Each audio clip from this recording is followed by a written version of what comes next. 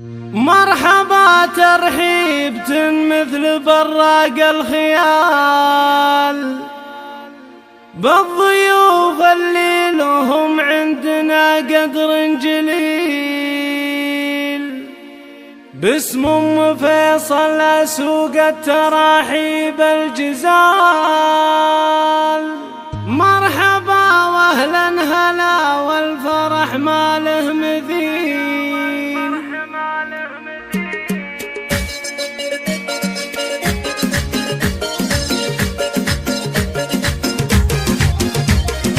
مرحبا ترحيبة مثل براق الخيال بالضيوف اللي لهم عندنا قدر جليل، موقع مزايا الأفراح سوق التراحيب الجزال. مرحبا واهلا هلا والفرح ما له مثيل. اقبلي يا شيخة الغيث يا بنت الرجال، اقبلي يا الأميرة على الطرق الجزيل، وارحبي يا ام فيصل يا اغلى الغوال. زينك الليلة حضر ولع وشب الفتيل، شيخة من روس قوم كريمين السبال، مسبن الجاني وسمو عماعين الدخيل. طيبوا ام فيصل والكرم مضرب مثال، واشهد ان كفها بالعطا مثل المخيل. درة بالزين والحسن واوصاف الجمال، والذرابة والوقارة مع الطبع الاصيل. بنت الكاسب فيها الحلا واحلى الخصال، الوسامة غير والزين ما في له عديل. والف مبروك يا بندر عساسين الطوال، يسعدك ربي ويهنيك يا الحر النبيل. يا عريب الجد ومع الربع مامو خوال، وارث للطيب والجود